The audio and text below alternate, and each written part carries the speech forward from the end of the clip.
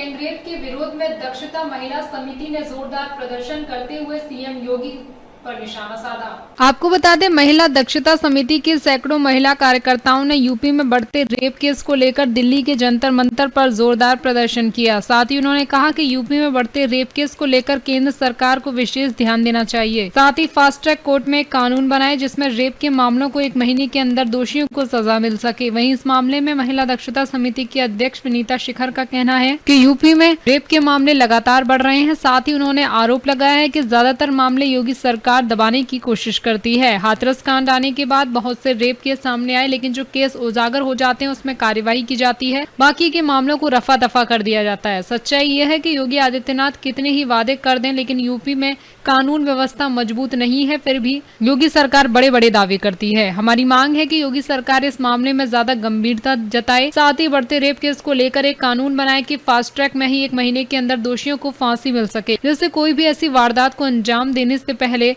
उसे अपनी मौत नजर आई। ये नहीं कि निर्भया कांड में 8 साल के अंदर दोषियों को सजा मिली। वेद प्रकाश, दिल्ली समाचार 24। समिति से आई हूँ और मैं महिला दक्षता समिति की प्रेसिडेंट हूँ और ये सब हमारी महिला दक्षता समिति के सब मेंबर्स हैं, जनरल सेक्रेटरी हैं और सारे हमारे साथ ही काम करने वाले।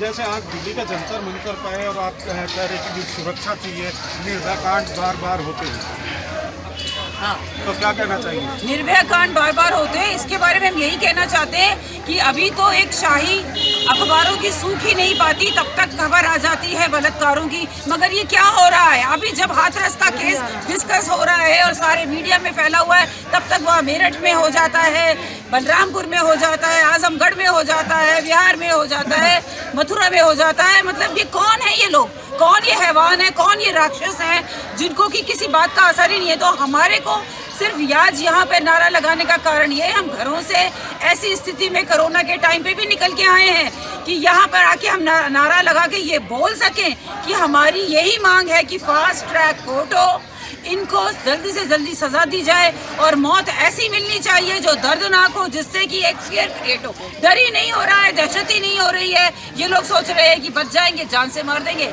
कोई गवाही देने वाला नहीं होगा, बच जाएंगे। क्यों? एक वस्तु नहीं है औरत कि आप आए, आपने उसको पकड़ा, इस्तेमाल करा, जो मर्जी आए करा और गला घोट के भाग गए। तो हमें फास्ट ट्रैक कोर्ट चाहिए। हमें ये चाहिए कि ये हमारा संदेश दूर दूर तक जाए कि माँ बाप अपने बच्चों को एक अच्छे संस्कार दें, जिससे कि वो जैसे अपनी बेटियों पे नज़र रखते हैं, रात को कहाँ जा रही है, दिन में कहाँ जा रही है, वैसे ही वो नज़र अपने बेटों पे भी रखें कि कोई गलत काम करने से पहले उन पे वो हो कि वो क्या कर रहे हैं। दूसरी बात, एक ऐसा संदेश जाना चाहिए कि जो संदेश इस तरीके का हो कि जो आदमी अपने ख्याल में भी बलात्कार के बारे में सोचे, उसको अपनी मौत नजर आए, जनाजा नजर आए। क्योंकि जब वो किसी का रेप करता है या कुछ भी कुछ गलत काम करता है, तो उस लड़की की आत्मा की मौत होती है। तो जब उसकी मौत होती है तो उसको अपनी मौत क्यों नहीं नजर आती? ये मांग किससे उठा रहे आप?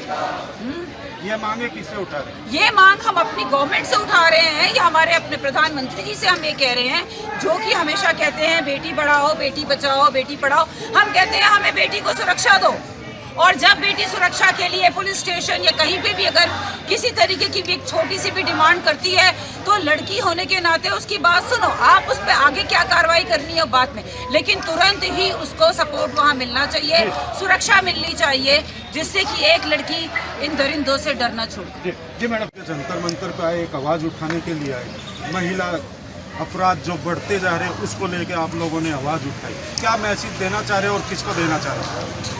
देखिए, मैसेज हमेशा जो सरकार होती है, मैसेज उसी के लिए होता है। ये जो धरने हो रहे हैं, ये आपके कैंडल मार्च हो रहे हैं, ये उन्हीं के लिए है।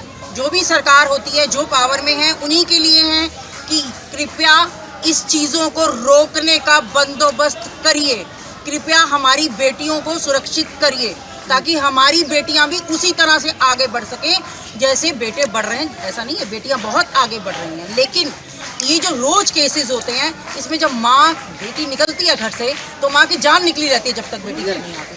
तो कम से कम ऐसी सुरक्षा प्रदान करिए, ऐसा ही करिए, माहौल बनाइए, ऐसा बच्चों को एजुकेट करिए। एजुकेशन, वैसे एजुकेशन में बहुत चेंजेस आ रही हैं और हम चाहते हैं कि एजुकेशन में इस तरह की चेंजेस आएँ कि बच्चों का माइंडसेट चेंज हो। जब तक बच्चों का माइंडसेट चेंज नहीं होगा, इस समाज में बदलाव के लिए यूथ बच्चे से ही, बचपन से ही शुरू हो जाना चाहिए।